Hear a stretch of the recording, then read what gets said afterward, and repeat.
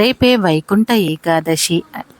ఎంతో పవిత్రమైన రోజు. ఈ పవిత్రమైన ముక్కోటి ఏకాదశి రోజున ఉదయం సాయంత్రం స్నానం చేసే నీటిలో ఈ ఒక్కటి వేసుకొని చేస్తే చాలు, 1 గంటలో మీ దశ మారిపోతుంది, కోటి జన్మల పుణ్యం వస్తుంది. ముక్కోటి ఏకాదశి రోజు ఇలా స్నానం చేస్తే ఆ నీటి ద్వారా సమస్త పాపాలు పోవటమే కాక జన్మ జన్మల పాపాలు దరిద్రాలు పోతాయని, మీ జన్మ ధన్యమవుతుందని శాస్త్రాలు చెబుతున్నాయి. అంతేకాదు ముక్కోటి ఏకాదశి రోజు ఇలా స్నానం చేసే నీటిలో ఈ ఒక్కటి వేసుకుని చేయటం ద్వారా మీ ఒంట్లో ఉన్న నెగటివ్ ఎనర్జీ మొత్తం కూడా పోతుంది, పాజిటివ్ ఎనర్జీ వస్తుంది. ఎంతో కాలంగా ఉన్న దృష్టి దోషాలు దరిద్రాలు పోతాయి. మీ శరీరానికి నూతన ఉత్తేజము ఉల్లాసము వస్తాయి. దేనినైనా సరే సాధించే శక్తి వస్తుంది. మరి ముక్కోటి ఏకాదశి రోజున స్నానం చేసే నీటిలో ఏం వేసుకుని స్నానం చేయాలి అనే విషయాన్ని ఇప్పుడు మనం ఈ వీడియోలో వివరంగా తెలుసుకుందాం. ఫ్రెండ్స్, ఫస్ట్ అయితే ఈ వీడియోకి ఒక లైక్ కొట్టండి. అలాగే మా ఛానల్ని కూడా సబ్స్క్రైబ్ చేసుకొని మాకు సపోర్ట్ చేయండి. ప్రతి మాసంలో మనకు 2 ఏకాదశులు వస్తాయి. అయితే సంవత్సరానికి 24 ఏకాదశులు వస్తాయి. ప్రతి ఏకాదశికి ఒక ప్రత్యేకత ఉన్నది. అలాగే ధనుర్మాసంలో వచ్చే ఏకాదశిని వైకుంఠ ఏకాదశిగా, ముక్కోటి ఏకాదశిగా పురాణాలు చెబుతున్నాయి. శ్రీ వైకుంఠ ఏకాదశి పరమ పవిత్రమైన దినము. సకల జగత్తుకు సృష్టి స్థితి లయకారకుడైన శ్రీమన్నారాయణుడికి ప్రీతిపాత్రమైన శుభదినం కూడా ఇదే. ఈరోజు ఉపవాసం ఉంటే సంవత్సరంలో వచ్చే అన్ని ఏకాదశిలలో ఉపవాసం ఉన్న ఫలితం లభిస్తుందని విష్ణు పురాణం చెబుతుంది. ఇక ముక్కోటి ఏకాదశి రోజున కొన్ని నియమాలు పాటించాలి. ఈ నియమాలు ఏమిటి అంటే, మరి ముక్కోటి ఏకాదశి రోజున పాటించే నియమాల వలన మన దరిద్రం తొలగిపోతుందా అంటే ఖచ్చితంగా తొలగిపోతుంది అని శాస్త్రాలు చెబుతూ ఉన్నాయి. చాలా పవిత్రమైనటువంటిది. ఈ కోటి దేవుళ్లతో అంటే కోటి దేవుళ్ల సమేతంగా లక్ష్మీదేవి భూలోక సంచారం చేస్తుంది కనుక ముక్కోటి ఏకాదశి రోజున కొన్ని నియమాలను పాటించాలి. అందులో మన శాస్త్రాల ప్రకారం స్నానానికి చాలా గొప్ప ప్రాముఖ్యత ఉన్నది. అది మనలో చాలామందికి తెలియదు. అంటే స్నానం ఏ సమయంలో ఆచరించాలి, స్నానం చేసే సమయంలో ఎలాంటి నియమాలను పాటించాలి అనేటటువంటి విషయం చాలామందికి అవగాహన ఉండదు. అయితే స్నానం విషయంలో తీసుకునే జాగ్రత్తలు అనేవి, అలానే పాటించే నియమాలు అనేవి ఖచ్చితంగా మనల్ని ఎన్నో దుష్ట శక్తులు ఆవహించి ఉంటాయి, కానీ వాటిని మనం గమనించము.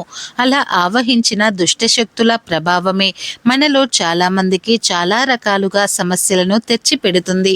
కనుక ఈ దుష్ట శక్తుల ప్రభావం తొలగిపోవాలి అంటే, దరిద్ర బాధలు తొలగిపోవాలి అంటే ఖచ్చితంగా స్నానం చేసే నీటిలో ఇది వేసుకొని చేయాలి.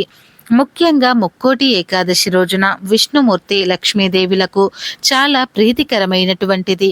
లక్ష్మీదేవికి అలానే విష్ణుమూర్తికి ఇద్దరికీ కూడా ఆహ్వానం పలకడం కోసం ఏకాదశి రోజులలో కొన్ని తప్పకుండా పాటిస్తూ ఉంటాము.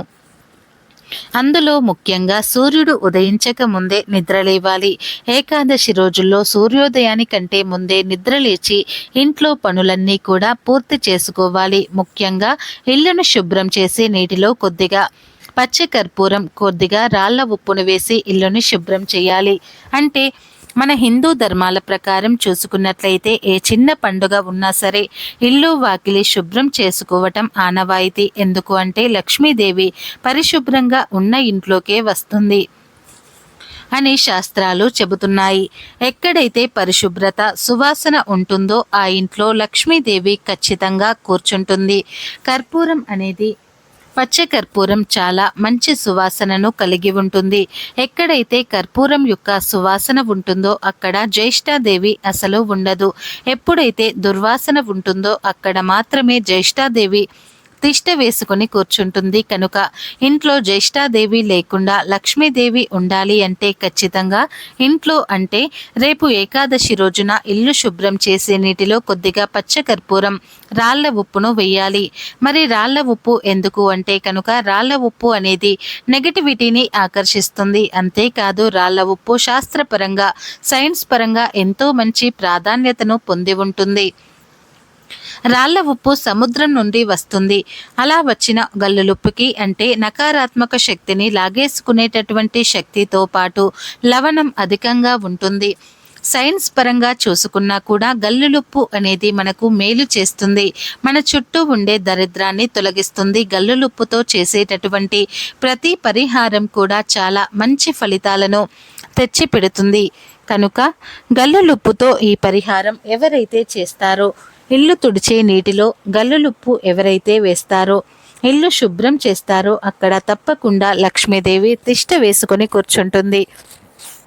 ఇక అంతేకాదు, ఈ యొక్క శక్తివంతమైన ముక్కోటి ఏకాదశి రోజున శుక్రవారంతో కలిసి వస్తుంది.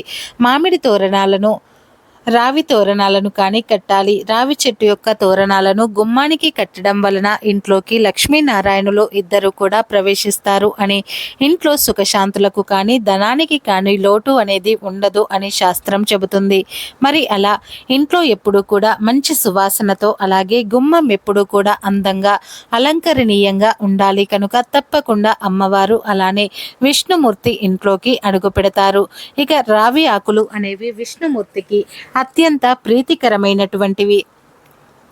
ముఖ్యంగా రావి చెట్టులో విష్ణుమూర్తి కొలువై ఉంటారు అని శాస్త్రం చెబుతుంది.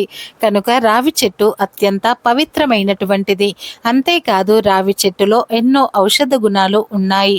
ముఖ్యంగా మనలోని కార్బన్ డైఆక్సైడ్ను తొలగించి కావలసినంత పుష్కలంగా ఆక్సిజన్ను అందజేస్తుంది. ఈ యొక్క రావి చెట్టు మరియు రావి ఆకులు కనుక గుమ్మానికి తప్పకుండా రావి తోరణాలను కట్టాలి. అదేవిధంగా మళ్ళీ ఇంట్లో అంటే ఇంటి బయట తప్పకుండా ముగ్గులు వేయాలి. ఎందుకంటే ఎంత పెద్దగా ఎన్ని ముగ్గులు అలంకరిస్తారో అంత త్వరగా లక్ష్మీదేవి ఇంట్లోకి ఆకర్షితురాలు అవుతుంది.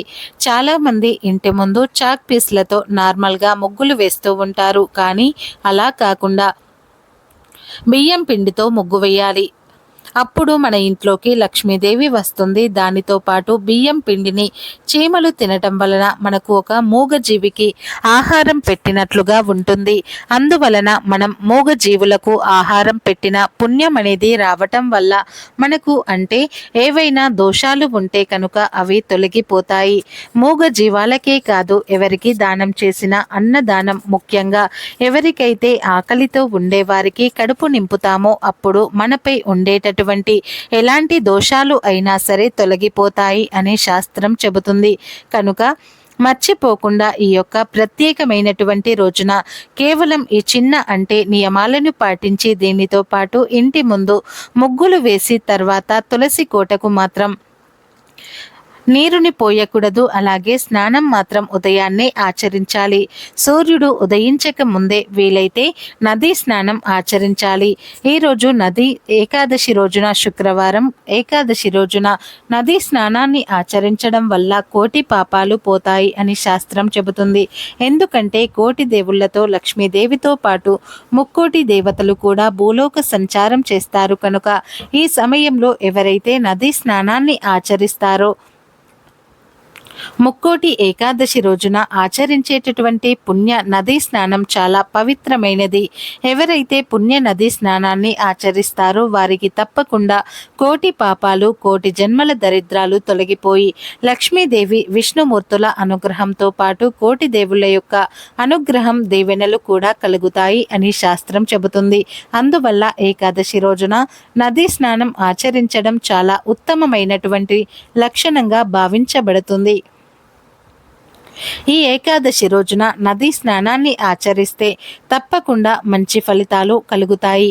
అయితే ఏకాదశి రోజున నదీ స్నానం ఆచరించడం వీలు కాని వారు ఇంట్లోనే స్నానం చేసే నీటిలో పుణ్యక్షేత్రాల నుండి తెచ్చుకున్నటువంటి గంగాజలం ఉంటే కనుక ఆ నీటిని స్నానం చేసే నీటిలో కలుపుకొని స్నానం ఆచరించవచ్చు. అలానే ఆ నీళ్లు కనుక మీకు లేకపోతే 2-3 తులసి ఆకులు, కొన్ని పాల చుక్కలు, చిటికెడు పచ్చికర్పూరం, కొద్దిగా గల్లులుప్పు వేసుకొని స్నానం ఆచరించినా సరే మన దరిద్రాలు తొలగిపోతాయి. అదృష్టం కలిసి వస్తుంది.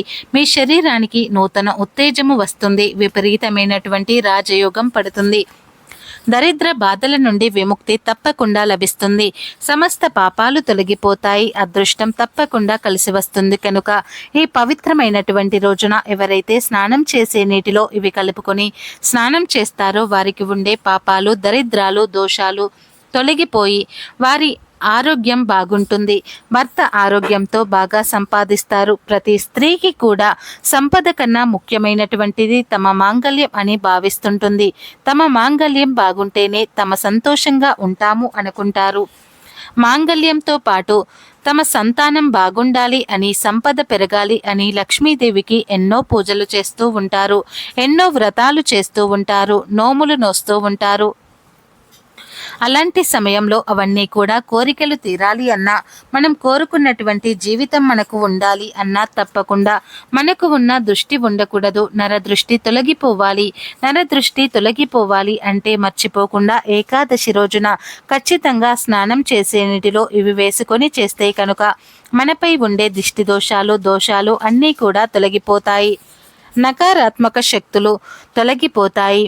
ఫ్రెండ్స్, ఈ వీడియో నచ్చితే లైక్ చేసి షేర్ చేయండి.